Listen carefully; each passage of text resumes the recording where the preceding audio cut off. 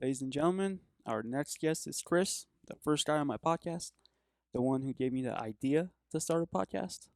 He's a practitioner. He's actually a good friend of mine, and he's actually a well of knowledge. So this is a good episode here. How's it going, Chris? Really good, thank you. Yeah. What's Yeah. new? I'll just keep working on the same stuff. I mean, life um, has this thing that you need to do. Hmm. It's called your work. It's called work. It's called your work. You came here to do your work. Wherever you came from, Hmm. you're here to do something. Okay. And a lot of people just haven't figured out what it is they came here to do yet. Give me something they're passionate at or they're good at. No, just your purpose in why you came here. Your There's, purpose in life. yeah, it's kind of like, you come here with all this baggage. You come here with DNA faults, Hmm. family patterns, childhood traumas. I mean, all this stuff is built up for generations, and it kind of lands on you when you get here. Okay. You wonder how can this beautiful baby have cancer or be sick That is sad. or attract abuse or all this stuff. Why do bad things happen to good people? And the answer is because everything's in perfect balance and they came with a whole load of stuff. You mean they came to this realm Yeah, or into this? this physical existence, this realm with baggage. Which is really finding out what our baggage is and working through it is why we're here. Yeah, but I mean yeah, I can understand that, but I mean if you're a father and you just have a baby and the baby's diagnosed with cancer at the age of 1, man, that's sad. It's really sad and But it's hard. what do you mean it's a perfect balance? Well, it's perfect balance. I mean, for every action, there's an opposite and equal reaction. So if you get a reaction, there was an action which set it in motion. Somewhere, somehow, someplace, something caused that to happen. You don't think it's karma for that little kid. It's just something Well, happened. you can call karma, kismet, whatever, you can call it just natural order of things, but something bad isn't going to happen to somebody unless there is a reason for that You, to happen. All all right. right. So what we do is as we go through learning about ourselves and figuring things out, we learn how to do our work. And our work is what I call clearing. Okay, we're Clear. basically, Dehypnosis, last time you told it? well, dehypnosis is part of that. Okay. Okay, because that's from, since you were little, you've been watching television or whatever, going to school, going to different organizations that have used all kinds of subliminal messaging and so on. That's just a part of your work. Part of it's recording your DNA. Part of it might be from 3 or 4 generations ago. Actually, it's funny you're saying that. Me and my sister and my mom, we all have like a digestive issue. Right, And I'm actually working that out right now. right, But I'm like tinkering with different things. right, Well, first I gave up meat. I felt good, and now I think it's I'm not sure if it's gluten or just like wheat. right. So you're saying that it's not your fault you have this. Yeah, I mean it's not my fault. I don't want to blame anyone. Okay, I have it. Let me make the best of it by dealing with it and just making the best of it. Right. It's not your fault because you inherited it, Mm-hmm. but it is your problem. It is my problem. Yeah, It is your work. it is my work, and no one else is gonna do it for me. No one else is going to do it for you. And you get to do all of the work that your ancestors didn't know they were supposed to be doing. Yeah. It all falls on you too. Whoop de do. Unless you want to have the same life they had. No, If you're absolutely not. satisfied with the same life that's No, been going on for absolutely not. generations and generations, No, then don't do absolutely your not. work. They're in communism. I'm not okay with that. Right. I'm in capitalism. I work hard, and I want the best out of life. Right. And so, which means you have the opportunity I have the opportunity. I have the to internet. to change yourself, your DNA. Let me tell you a little bit about how DNA can change. Mm-hmm. Just think of DNA as a room full of switches. 100%, I agree. Yeah. And different things will trigger switches to run. Right. Okay, so we all have potential for perfect health. We all have potential for sickness and death. Mm-hmm. We all have potential for accidents or an amazing life, and it just depends on which switches get flipped by which triggers throughout your life. And most people don't know stress can flip on a lot of switches. Yes, stress will flip on a Yeah, lot of switches that you probably wish wouldn't get flipped on, because 100%. on a cellular level, it's going to trigger so many hormones to be produced and released into your body. Yeah, I agree on that. Yeah. Have you heard of Bruce Lipton? Oh yes. Yes, So I read his books. you read his books? Yes. Maybe. I mean, I don't know too much about him. Maybe you could tell me a little more. He's the one that coined the term epigenetics. Epigenetics. Can you explain what that is? Epigenetics is simply a science which shows how we can change our genetics. Okay. How it's programmable. It's just like what I explained with that room full of switches. We can actually go in and start to program our genes to produce what we do want instead of what we don't want. I mean, I was reading a little bit or just watching a little bit of YouTube videos. He said that it's mainly in the subconscious. It's mainly in the subconscious, because if it was in the conscious mind, we'd all have it. Yeah, you just flip it on. Yeah, we would just say, I want this, and then it would happen. If it was up to our conscious mind, it would be easy. It will be very easy. But the conscious mind's like 3%, right? Right. I like to say, if my conscious mind's the size of an apple, my subconscious is the size of this room. Yep. That makes sense. And if the computing value of my conscious mind was compared to my subconscious mind, it'd be like 1,000,000 to 1. You mean like a regular computer to a quantum computer? Yeah, exactly. Oh, I like it. And this quantum computer has like a lot of electricity running through it. Right. Because, electricity moves your muscles. Mm-hmm. That's produced somewhere in your body. So as you burn your fuel, the mitochondria in your cells produces electricity, and it releases into your body. And it's about 1.2 volts per cell. And you have 50 trillion cells, which equals 52 trillion volts of electricity in your body. Okay. Okay, makes sense. Yeah, that's a lot of electricity. That's a lot of electricity. You got a little deep into it. It's a little beyond me at that point. Okay. But Well, just know that you manage a lot of energy. I manage a lot of energy. And I, above everyone else, have a lot of energy. Right. But I'm learning how to channel it now to where I want it to go, not just like everywhere. Right. I want it to go where I want it to go. Mm-hmm. And a lot of this energy is magnetic energy. You didn't magnetic energy. Magnetic energy. You mean like it could come back to me? No, it's like a magnet attracts things. It attracts things. Yeah. So you've heard the law of attraction. Yeah, of course. The science behind that is that we have 50 trillion volts of electricity, which is magnetic, which goes out there, finds things on the similar frequency, and brings them back to us. That does make sense. Yeah. But you can always change your frequency. Yes. Meditation. Except for anger. It's not. There is a firewall between your conscious mind and your subconscious brain where it resists change. Yeah, but that's very true. I mean, you're talking about meditation, and that's you putting extreme effort into changing your programming. Yeah, I am putting a lot of effort in changing my programming. Mm-hmm. I'm meditating. I'm doing things that are way out of my comfort zone. Yeah. Like ice baths, which is very uncomfortable, but has a lot of benefits. Because it basically breaks down the firewall, allowing your conscious thoughts to program your subconscious brain to send out the signals to bring back what you want instead of what you don't want. Yes, that is very true. I mean, it's real easy to know what you're programmed for. What do you have? Mm-hmm. That's what you're programmed for. The life you have right now is exactly what your brain is programmed to bring you, because that's what it's bringing you. Now, if you want change, then you need to get through the firewall and make a change. If you don't, if you're satisfied, keep it.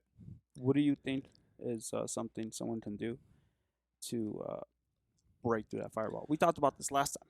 Right. Well, historically, all the spiritual writings talk about fasting and prayer.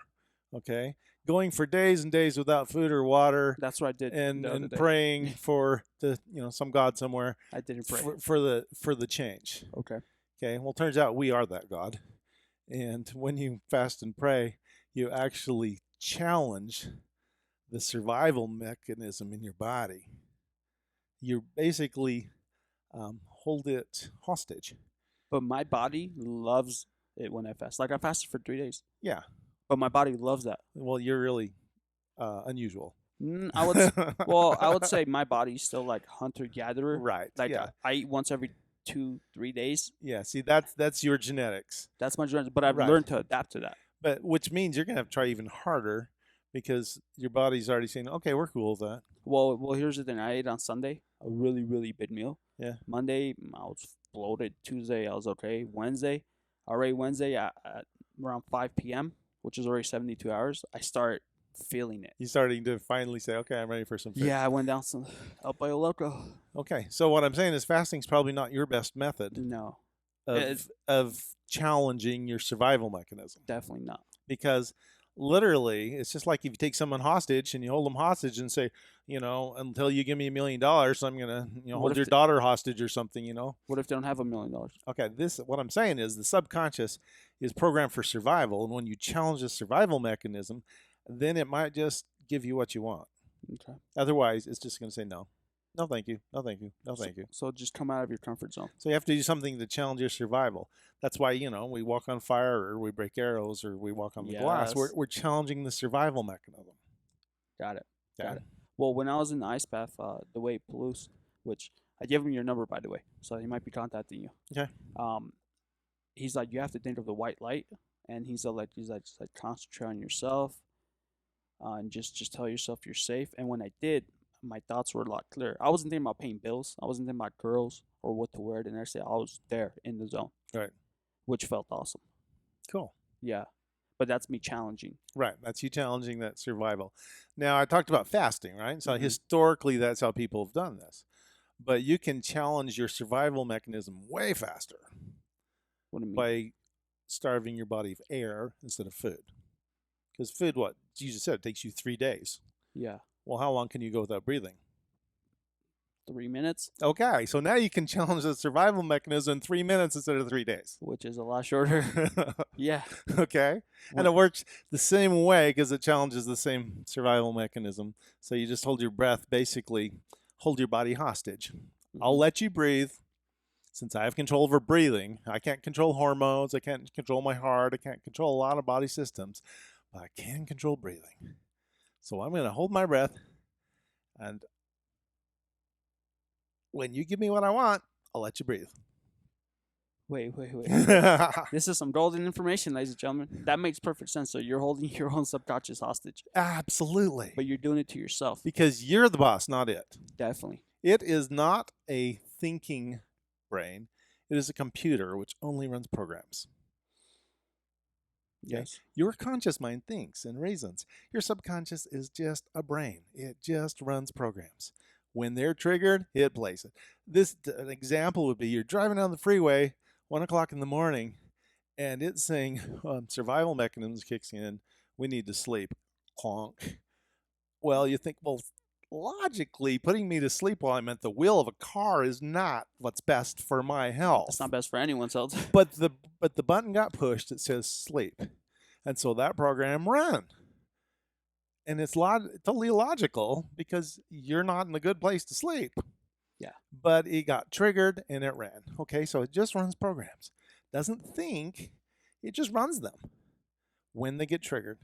When something pushes the button, then that trigger runs. And there's thousands or even millions of functions going on in our body. And basically, we're a disruption to it. Because we're constantly saying, oh no, work harder, work longer, don't sleep yet, do this, do that. And the body's saying, look, we're going to do this stuff to survive, and you keep trying to mess me up. So it's basically blocked you out. It's like, no. Got it. So one thing. So okay, I want to ask you two things. I was at the Joe Dispenza retreat. Yeah. And I was talking about this, and I mean, I always wanted to stop drinking, and like, I mean, I don't have a serious drinking problem or anything like that, but I just wanted to stop at all. And when I went to the retreat, I didn't even go with the intention of stopping. Like I went with no intention, and like there was unlimited alcohol, and I stopped drinking there. I haven't drank since, and it's been almost 2 months. Right. So drinking was a program in your subconscious. Yes. And when you got a certain hormonal state or whatever, so it's like someone walked in there, pushed a button, says, I need a drink. I need a drink. I need a drink. Okay? All addictions are like that. It was not just that, like even in social environments. Yeah. When people drink, I'm like, okay, fine, let's have a couple Okay. drinks. So what's your programming say? When I'm in a social environment, boom, push the button. I need a drink. Yeah. Okay. But now it's like, nah, I don't want to drink. Right. The same works for any kind of less than You okay? You seem like you're huffing puffing. Did you just No, ran a marathon? no, I just get excited. Yeah. Okay. Cool. Just get excited. Anything that's less than I can't think of the word. Anyway, anything we don't want. Uh, Necessary or necessity? no, I never mind. Don't worry about it. But if there's a program, if there's an activity or an addiction that's not best for us, Uh huh. um, it's just a program running. It's And just a there's program. easy ways. Like I said, we can hold our breath and hold our brain hostage. We can do that with things that we don't. We can do that with addictions. We can help anyone get over, any drug or alcohol problem or any kind of other addiction that they have quite easily Got it. with with the systems. I call it blue face because Yeah. little Yeah. little Yeah. kids, they'll hold their breath till they're blue in the face, till they get what they want. You know, they're trying to do this to their parents because since their parents control all the resources, they have to learn how to manipulate those parents to get what they want. They're very good at Like it. I'm just gonna hold my breath till I'm blue in the face. So I grab that name. I call it blue face because I'm not threatening my parents. I'm threatening my subconscious. Right. What if you just let them do that? You can pass out or wake up. Yeah, but parents are softies. Yeah, that They makes give sense. in and they give the kids what they want. They learn kids are master manipulators of their parents. Just observe. Yeah. I don't need to. I could. They learn at a very young age. I mean, you take any 6-year-old, and they make the best salesman in the world because they are master manipulators. Interesting. Doesn't mean they're not. They'll love you. It's just that you control their resources, and they're little and you're big. And so they've learned how to manipulate. And then as they grow up, they kind of forget how. And then when they're like 18, they try to get a job in sales. They go, well, I don't know how to do sales. Well, think back to when you were 10 years old. You were really good at it. Got it. Yeah. Which I'm in sales. So. Right. So back to the 50 trillion volts of electricity. It's magnetic. It goes out into the universe. It can go through lead walls, anything. I mean, it can go forever and ever. You're It talking about ether? can go anywhere. No, are you talking about ether? Not Not necessarily. the ether. No, because that's I'm something just different. talking about the energy vibes, the waves coming out of your brain. Got it. Yeah, you can measure them with cameras and Mm. different things. You can actually see brain waves, and you can actually see the different layers of energy around your body. Question about brainwaves. You know what the term gnosis means? No, says I do not. Or like when magicians use it, where they go into a subconscious state, or like samadhi, Mm-hmm. as yogis would call it. What are your thoughts on that? Like people able to go into their subconscious mind through deep meditation. Of course, it requires a lot of practice and things like that. I mean, but we're talking about someone sitting in the hill in India Right. that doesn't have a full time job and a cell phone and is able to do those things. Well, see, I'm not sure exactly what you mean by go into their subconscious. Do you mean they become unaware of their environment? Let's say they're able to drop their brain waves into like delta or theta. Okay. That's what I mean.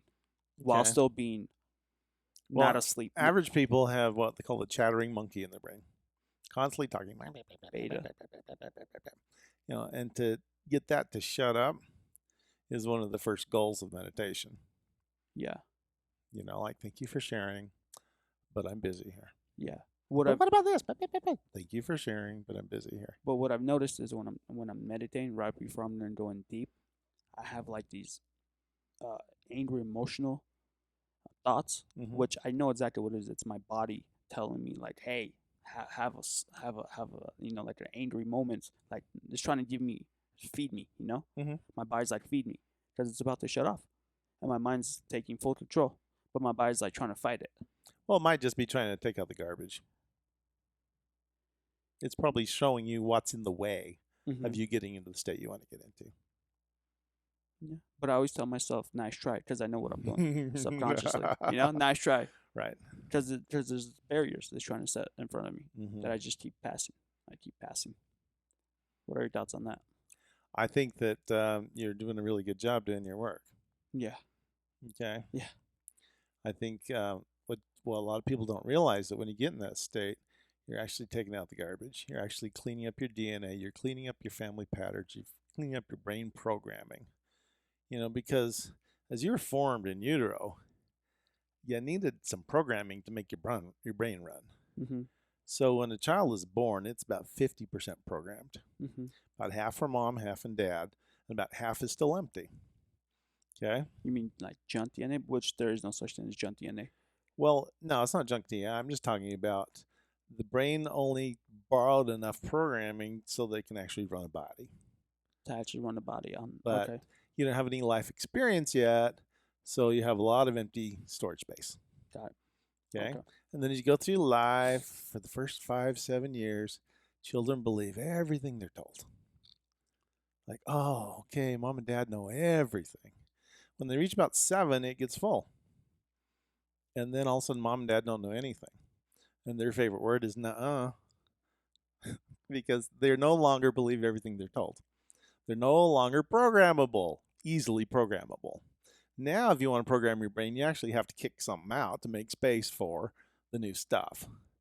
And if But you but when you're adult, sometimes it's easier just to unprogram the mind versus program it with a new program. Like right, bad tendencies that you have, if you just get rid of those things, your life will be just a lot better. you're really replacing it with a different one, though. But I've noticed now, I was talking to some people and they brought some stuff up. I'm like, I don't care. So the more I'm meditating, I just stop caring about other things that really don't pertain to me. Right. But I think what you think you're still replacing new beliefs with you're replacing old beliefs with new beliefs. Right. The new belief might be that calm is better. Yeah, calm is better. The new belief might be that I can do anything. I'm powerful. I'm strong. I'm one with the universe. Ooh. These are the new beliefs that replace the old, I'm not good enough. Nobody loves me. Oh, life is so hard. I meant like external factors like the news Mm-hmm. and certain things happening. Or like, Oh, let's just say, for example, the war in Ukraine. People are bringing it up. I'm like, dude, I generally don't care. Like, it doesn't affect me. I can't influence it. Like, let's talk about something else. That is more, I only think of the war in Ukraine when I buy gas. how It's how much is it now? like $4.29. Oh man, it went up So, like so every time I buy okay, gas, I think of the war in Ukraine, those stupid sanctions. Anyway, yeah, but that's something completely different. Yeah, that's we don't need to talk about Or politics. I had a nice girl in my Uber car that's from Ukraine, and I'm like, okay, now I'm kind of thinking about it because here's a live person from Ukraine. Yeah, I know plenty of people You from know, there. yeah, I imagine you do. Yeah, I mean not plenty, maybe like a handful, but still, But they're like away from all that stuff, and mhm, they're like we're just away from it. We can't control it. all So right. But as you let go of judgment yes, and you realize that everything's not what it seems out there. Everything's kind of all made of energy, and I am more powerful than I think I am, and I can control more than I thought I could. And you just go back to doing your work because really, how do you make Gandhi always said this: if you want to make a better world, make a better you. well, yeah, there's a different saying that I like. If you want to change the world, start by changing yourself, Start by changing yourself. bettering yourself, as in not changing for the worse, but like just Right. bettering yourself. So the best way to help everybody is to make a better me. Yeah, one So hundred your percent. your meditation is probably the best thing you could do to help the world. Yeah, because I can influence Yeah. people like by just talking to them and just being a nicer person Right. and not being triggered. So let's say this little energy field, this little bubble that you walk around in, you sit next to someone who has a lower vibrating field. Mm-hmm. They're actually going to borrow from you. They're going to borrow your programming, copy it. Like rub off on them, It'll rub off on them. like being at a comedy store and people just laughing. You start Right. laughing. Bad moods are very contagious. So are Mhm. good moods. So are ideas. It's really weird is you can have an idea, and if you're sitting next to someone, they'll say, oh, I have an idea, and then they'll say your idea. And you're like, wait a minute, that was my idea. Yeah. Because that stuff floats in the air. Mm. You know, Yeah. Is that why do you think two people simultaneously come up with the same thing? right? Like calculus. Oh, yeah. There's stories of authors who write books Mm-hmm. that have like the same characters, the same plots, the same settings, all kinds of so many similarities. It's ridiculous. Or And two songs is almost alike, and they might be from halfway around the world. you mean they write it at the same time? Yeah, they write at the same And time. it's been published at the same time? Yeah, I mean, if you have a really nice invention, you better run to the patent office because 10 other people just got it too. Yeah, but most people would be like, oh, they brush it off or something like that. All right, a lot of good Yeah. ideas. And like good songwriters say, they say, "Well, I didn't write that song. I just heard it first." So, You know, that it just kind of floated what do you think through the ether ether? into their brain. What do you think that is? Because I was reading about stuff like it's called retrocognition, just knowing things Hmm. without actually knowing it. It Right? just comes to you out of the blue, as you would say, Yeah. to put it in simple forms. What do you think that is? Is that like your higher self giving you some information? Is that God giving you information? Is that like your subconscious creative self giving you information? I think it's all of that. Stephen Hawking once said, "I don't know why we can't remember our future because it's all happening at the same time, past, present, and future. So we should be able to remember our future as well as remember our past." Well, you can create your future. So there are people who have precognition. I have a relative who did that, who saw this scene with his friends a year before it happened. And then he walks into this scene a year later and goes, "I've like so been here before and seen this exact scene." Yeah, but that's precognition. Yeah, it's precognition. Right. Retrocognition is just knowing things without possibly knowing it at all. Yeah. I'm not talking about remote viewing, or I mean, it could be remote viewing subconsciously. What are your thoughts on remote viewing? Remote viewing. Well, I read this really cool book. It's called The Seventh Sense. The And it, seventh sense, not the yeah, sixth, but the seventh. Seventh Sense Was it by the by, Goat Man, yeah, it's by the Goat Man, Lynn Buchanan. Lynn Buchanan? And that was a life changing Do book. you want So to tell everyone who I Lynn highly Buchanan is? recommend it. He was in the army, and he had mental abilities, and he was a computer programmer, and he built like one of the first rudimentary internets, where one station in the military could talk to another one, many many miles away. And he programmed all this, and he made it all. And one of his coworkers was jealous of him and sabotaged it. And so, In the military, someone sabotages work. yeah, Ooh. yeah, just a jealous coworker. Yes.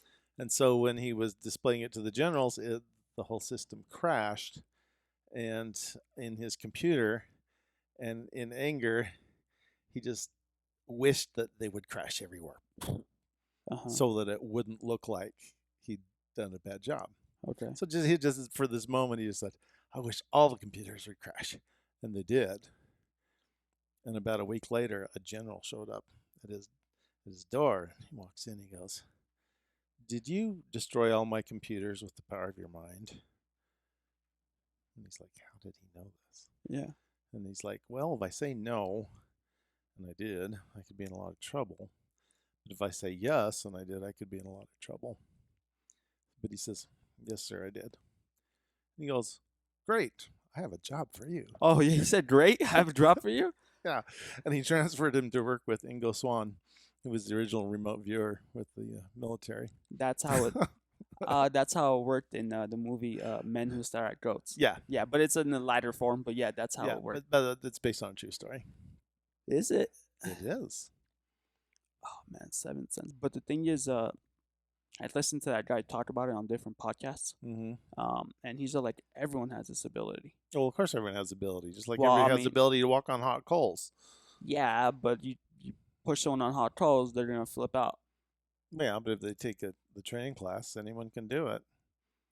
I've seen But hundreds of people do it. so I'm working on putting a training class together for like 10, 11 people here. Well, let's do it. Yeah, yeah. I mean, I've done the arrow, Mm-hmm. I've done the glass, I've done the ice. Now it's time for fire. Mm-hmm. I mean, I have like no doubt in my mind that I could do it, but I'm gonna see you do it first. Okay. Yeah, because that's just the thing. If I see someone do it, why can't I do it? Uh-huh. Yeah, I remember I had to break the arrow first for you. Yeah. I But did. after that, how was it with the glass?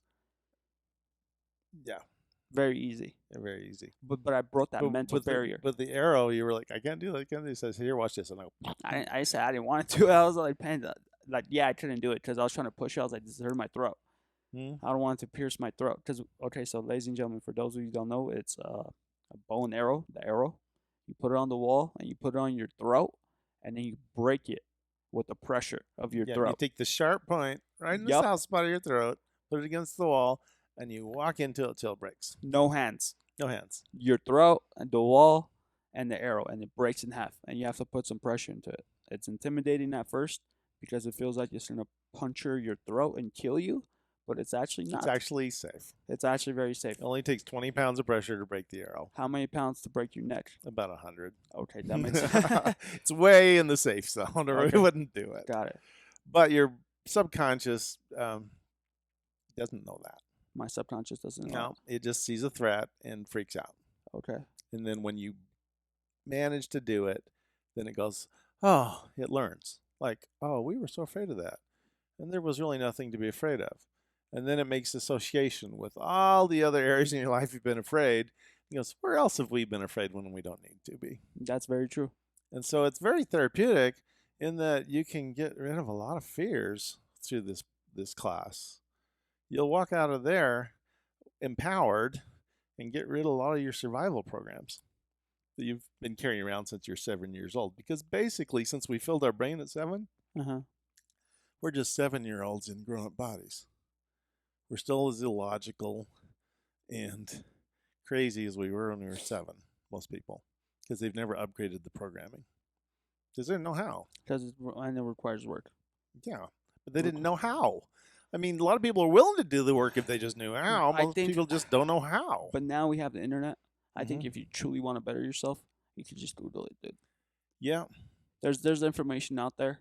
Something as simple as meditating. Something as simple as just sitting by yourself for 5 minutes a day. You can better yourself. But do you understand the programming and the indoctrinations have programmed people so much that they are so prejudiced against anything that's not what they were told? Well, that's on them. I mean, I don't know what to say. So here's the thing. We're in a dawn of information. And if you're ignorant to something, that's a choice. Right. But they were taught that's bad, that's evil, that's scary, don't go there, don't listen to that. Like, here's history. But we're told, like I was in a certain religion for a long time, and he says, don't listen to anybody else's version of our history, just the ones that we write. That's, I'm not going to say anything about the rest of them, they're out to get us. They're out to don't get us. read their history. Oh, no. Only read the history that we give you. And then this is how cults and different organizations keep people tied up and locked in. You're forever not good enough. So you have to keep coming back and giving us more money because you're not good enough. And they use shame, and they use guilt, and they use manipulation, they use hypnosis to keep people locked in their indoctrination so that they'll never, ever dare look outside the box. At that point, then they'll be more empowered and they'll have more control and they don't need you anymore, pretty much. Right. And that's a threatening. Yeah, that's a threat to their economy because if people don't need us, what are we going to do? Well, not just the economy, their status quo. Right. And see, and as an energy healer, I have that problem. I heal people, and I don't heal them, but I help people, and then they heal, and then they're done. Well, that's how it should work. Well, but there was a chiropractor friend that I knew, and he says, I have this thriving business. People have been coming to me for years for chiropractic adjustments, and I love chiropractors. But this is just what my friend's experience. He says, and then I came and I trained in energy healing, and I went back and I worked on all my people, and they all got better, and they left, and now I don't have a business. Oh, man. Well, isn't that there's a certain gratification or just sense of being a higher vibration that you're able to help these people, just better them, right? Touch them. Right. I think that's worth more than money. I mean, that's not what society and Instagram has taught us, but I think I felt more happier when I was able to help other people, especially like when I was in third world countries helping orphan kids. It made me feel happy. Oh yeah, it does. It does really. Or like if I help like elderly people at work, it really does make me feel good. But to do something like this as a job has been a challenge for me because my people get better and then they leave, and then I have to go out and do marketing and I have to do expos and stuff if I want to do that as a full-time job. But don't those people refer people to you? They do some, but it seems like people get better faster than the referrals come in. Okay. Okay. I would think without marketing You can't be a full-time energy healer without lots of marketing I because thought it would be probably the other way. If you're really good, like honestly, like if you hear, that's what I always thought, if but you, that wasn't my experience. what if someone has cancer, they're going through stage 3, Yeah. they're like whatever, you have to take these pills for the rest of your life. You work with them for a month, you heal them, and suddenly they just get better. Don't you think that person's gonna tell everyone their mom? You'd think. But you know what? People forget their pain real fast. Yeah, There's a story in the Bible of, Jesus heals these 10 people and only one comes back to say thank you. And he goes, "Where's the other 9?" "Oh, gone to the wind." yeah. Well, that's why Hitler's so famous, right? Because he still caused so much pain. Yeah, Yeah. yeah. Okay. Because you remember all the pain people caused you. But okay, so I've worked with a lot of people with headaches. Okay. Okay, migraines or whatever, even remotely. People text me, "I have a headache. You work with me?" And then you work with them, and then you send them a text back, "How's your headache?" And they're like, "Oh yeah, I did. It's gone. Oh wow." And if you don't bring their awareness to them, it's gone to the wind. Like whoever noticed they don't have a headache? Well, I mean, I don't really have headaches, so What do I I don't mean really is, notice. who notices the lack of pain? Nobody. Like, oh, this is really weird. I don't have pain today. People don't even think that way. They just get up and they go. Even if they've had chronic pain for 5 years, they just get up and go. Oh, my wife was nearly in a wheelchair. Uh huh. And if I ask her about it, she'll say, "Oh, yeah." What do you mean? Oh yeah, Like she's totally forgot all about it. I'd be standing for the rest of my life. She had arthritis. She couldn't move her hands, and her ankles were all swollen, and she could barely walk before we started energy healing. Right. If you ask her about it now, she'll say, "Oh, yeah. Yeah. Wow. I totally forgot about that." Yeah. It doesn't matter how bad your pain was. Once it's over, you forget it. Okay. What? Yeah. It's just humans. One last question, and then we can actually wrap Okay. it up. What are your thoughts on like external factors to help people? Like some people use crystals, some people wait for the moon, some people wait for, I don't know, going to a certain place. What are your thoughts on that? It's all energy. You think it's It's all actually energy on different frequencies. so you think it's actually real and Oh, sure, it's real. The moon has energy. yes, it does. A transiting star has energy. A transiting planet has energy. It's like a good friend of mine once taught me. Said, don't just throw astrology out. There's a lot of science behind it. And two people might fall in love because Venus is passing through, and 6 months from now they look at each other like, "Who are you?" She said, "Don't marry anybody unless you dated them for a year, gone through all the seasons." I'd rather travel with them for a year and see their ugly side. You And know, just okay. because it may not be them at all. And one more thing. I mean, like they always said, if you see the girl with the sparkling eyes, make sure it's not the sun shining through her hollow head. That's funny. Yeah, I'll ask her a math question. Have you heard of Skinwalker Ranch? Down in Arizona? No, it's actually here in Utah. I'm Oh, going there the day after tomorrow. Skinwalker. It's Now, one of the most 5 paranormal, I don't want to say haunted, but paranormal places in the world. the only skinwalkers I've heard of are down in the Navajo reservation. There's one in Ute, UTE, Utah, I don't know where that is. Ballard, Vernon, right by Vernal? Vernal, Utah. Okay. It's around there. Well, that's fairly near the Navajo lands. Yeah, it is around there. Yes. That's so Yeah, there are skinwalkers. Can down you there. explain what a skinwalker is for people that don't know what that is? People who see it for the first time, it scares the crud out of them. It's shape-shifting Indians. Shape-shifting Indians that Yes. can turn themselves into animals and different things, and I'm going down there Saturday. and patrol and chase you off their lands. Yep. Yeah. So yeah, it's gonna be I fun. mean, that sounds really weird, but until you talk to someone who's actually seen it, There's 100 different documentaries. You could just go into Netflix and put Skinwalker, and like 10 documentaries will come up. So Yeah. it's not really weird when millions of people have heard about it. well, Yeah, true. yeah. It's Except abnormal. It's definitely For, abnormal. it's abnormal. Yeah. Well, just remember that what Elon Musk said. He says, there is no evidence that anything you see is real, Yeah, he's talking about the hollow world. but there is tons of evidence that it's not. Because if you take anything that looks solid and put it under a microscope, under an electron microscope, and you get down to the quantum level, you find there's really nothing there. There's probably more stuff down there. Like Everything's made of nothing. Yeah.